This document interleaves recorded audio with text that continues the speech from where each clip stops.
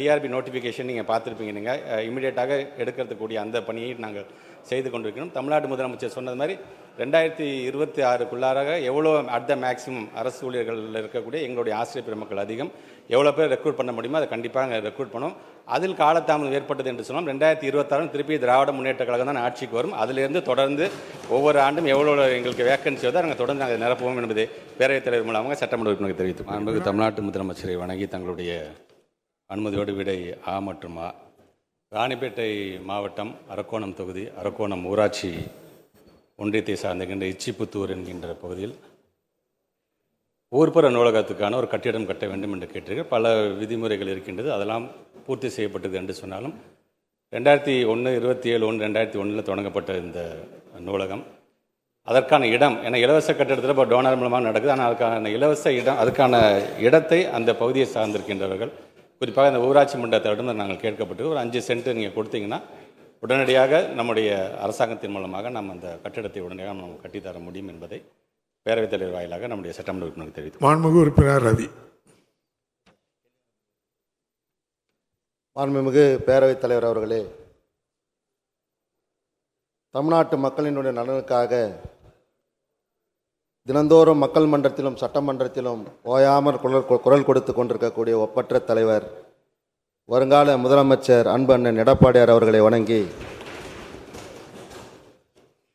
என்னுடைய அரக்கோணம் தொகுதிக்குட்பட்ட இச்சிப்புத்தூர் ஊராட்சி மிகப்பெரிய ஊராட்சி, சுமார் 10,000க்கும் மேற்பட்ட மக்கள் தொகை கொண்ட ஊராட்சி. அங்கே இருக்கக்கூடிய அந்த ஊர்ப்புற நூலகத்திலே 15,000 புத்தகங்களோடு 1000க்கும் மேற்பட்ட வாசகர்கள் இருக்கிறார்கள். ஆனால் இன்றைக்கு அந்த ஊர்ப்புற நூலகத்திற்கு சொந்த கட்டிடம் இல்லாமல் ஒரு விவசாய கமிட்டி இடத்திலே அடிப்படை வசதி இல்லாமல் இயங்கிக் கொண்டிருக்கிறது. நம்முடைய பேரறிஞர் பெருந்தகை அண்ணா அவர்கள் சொன்னார்கள், வீடுகளிலே நூலகங்கள் அமைக்க வேண்டும் என்று சொன்னார்கள்.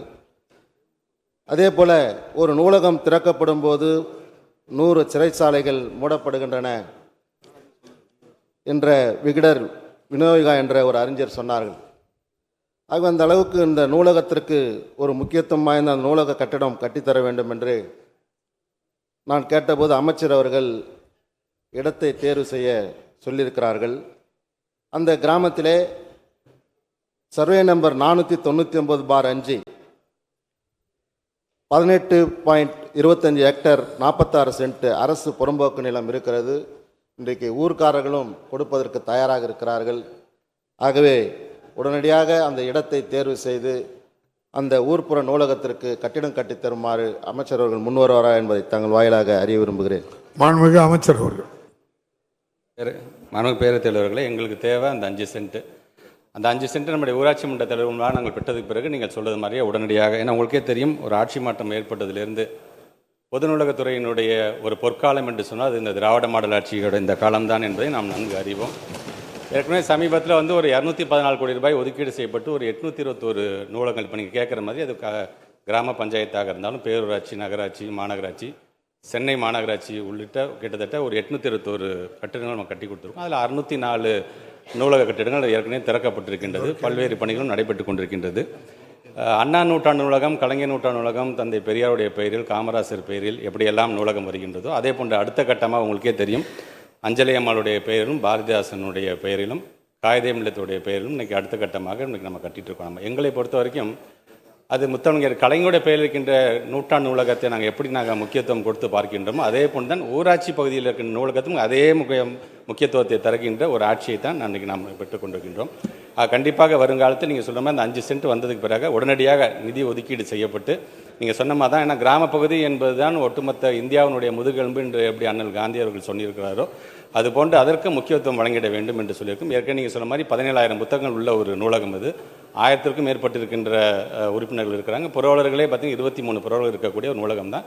கண்டிப்பாக அந்த இடம் தேர்வு செய்யப்பட்ட பிறகு உடனடியாக மாண்புமிகு தமிழ்நாட்டு முதலமைச்சரிடம் அனுமதியை பெற்று உடனடியாக அந்த கட்டிடங்கள் கட்டுவதற்கான பணிகளை நாங்கள் தொடங்குவோம் என்பதை பேரவைத் தலைவர் வாயிலாக நம்முடைய சட்டமன்ற மாண்புமிகு உறுப்பினர் ரவி. மாண்புமிகு பேரவைத் தலைவர் அவர்களே, எங்களுடைய அரக்கோணம் நகரத்திலே உள்ள முழுநேர கிளை நூலகம், அந்த முழுநேர கிளை நூலகம் சுமார் 70 வருடத்துக்கு முன்பு துவங்கப்பட்டது. மொத்த இடமே 2400 ஸ்கொயர் ஃபீட்டு. அதிலே 37 வருடத்திற்கு முன்பு கட்டப்பட்ட ஒரு பழமையான கட்டடம்.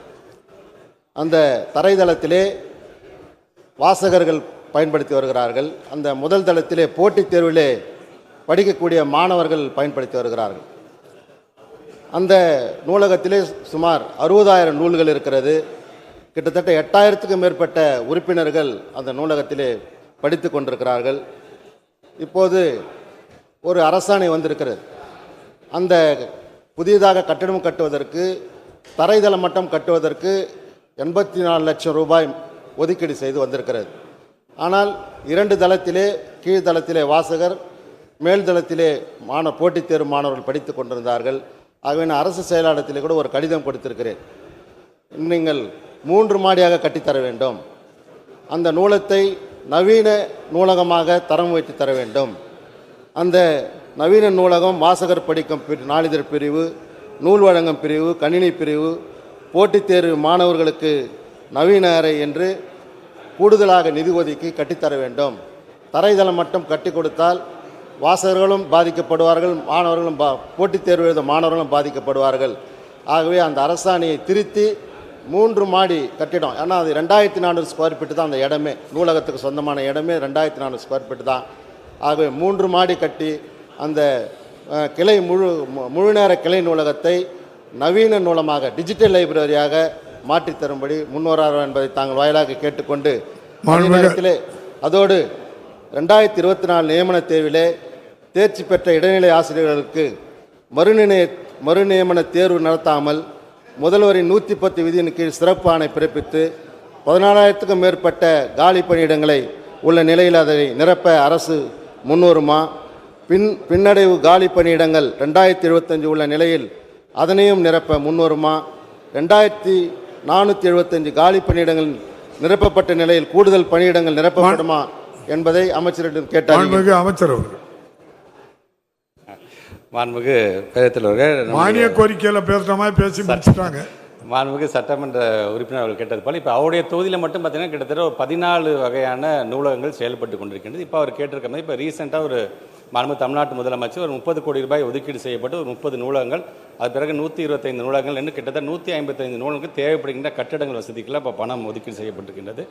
அதில் உங்களுடைய நூலகம் நாங்கள் பார்த்து அதில் உள்ளபடியே நீங்கள் சொல்கிற மாதிரி போட்டித் தேர்வுக்கு தேர்வாகின்ற பிள்ளைகள் எத்தனை பேருன்னு பார்த்துட்டு அது இன்னொரு 3 கட்டிடமாக கட்ட முடியுமா என்பதை அதுக்கு தகுந்தாப்பில் ரிவைஸ் எஸ்டிமேட் போட்டு மாண்புமிகு தமிழ்நாட்டு முதலமைச்சர் அனுமதியை பெற்று அதை கட்டித்தரதுக்கான எல்லா ஏற்பாடையும் பண்ணோம். ஆசிரியர்களை பற்றி கேட்டிங்க, ஆட்சி மாற்றம் ஏற்பட்டது. இது வரைக்கும் 8388 ஆசிரியர்கள் நம்ம புதிதாக நம்ம ரெக்ரூட் பண்ணியிருக்கிறோம். அடுத்த கட்டமாக இப்போ உங்களுக்கு டிஆர்பி நோட்டிஃபிகேஷன் நீங்கள் பார்த்துருப்பீங்க. நீங்கள் இமீடியட்டாக எடுக்கிறதுக்கூடிய அந்த பணியை நாங்கள் செய்து கொண்டிருக்கிறோம். தமிழ்நாடு முதலமைச்சர் சொன்னது மாதிரி 2026க்குள்ளாக எவ்வளோ அட் த மேக்ஸிமம் அரசு ஊழியர்களில் இருக்கக்கூடிய எங்களுடைய ஆசிரியர் பெருமக்கள் அதிகம் எவ்வளோ பேர் ரெக்ரூட் பண்ண முடியுமோ அதை கண்டிப்பாக நாங்கள் ரெக்ரூட் பண்ணோம். அதில் காலதாமதம் ஏற்பட்டது என்று சொன்னோம். 2026 திருப்பி திராவிட முன்னேற்ற கழகம் தான் ஆட்சிக்கு வரும். அதிலிருந்து தொடர்ந்து ஒவ்வொரு ஆண்டும் எவ்வளோ எங்களுக்கு வேக்கன்சி வருதோ நாங்கள் தொடர்ந்து நாங்கள் நிரப்புவோம் என்பதை பேரவைத் தலைவர் மூலமாக சட்டமன்ற உறுப்பினருக்கு தெரிவித்துக் கொள்கிறேன்.